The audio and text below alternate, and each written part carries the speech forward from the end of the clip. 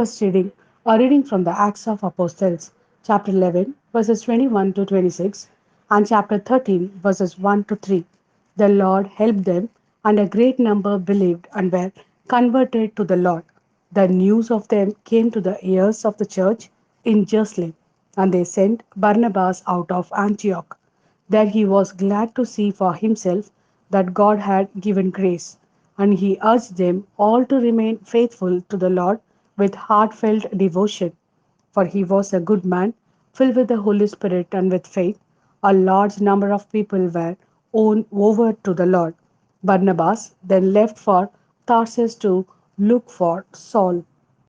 And when he found him, he brought him to Antioch. And it happened that they stayed together in that church a whole year, instructing a large number of people. It was at Antioch that the disciples were first called Christians. In the church at Antioch, the following were prophets and teachers: Barnabas, Simeon called Niger, and Lucius of Cyrene, Manaen, who had been brought up with Herod the Tetrarch, and Saul.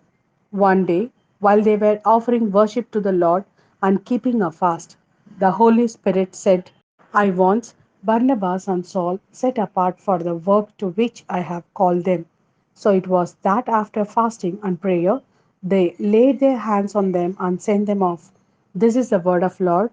Thanks be to God. A reading from the Gospel according to St. John, chapter 10, verses 7 to 13.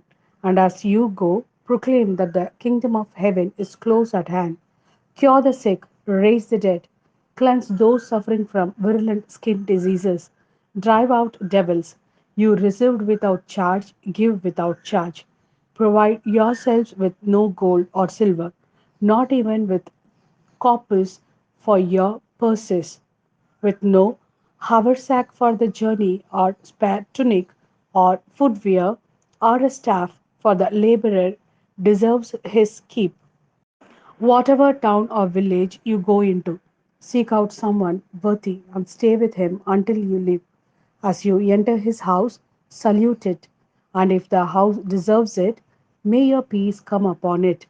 If it does not, may your peace come back to you.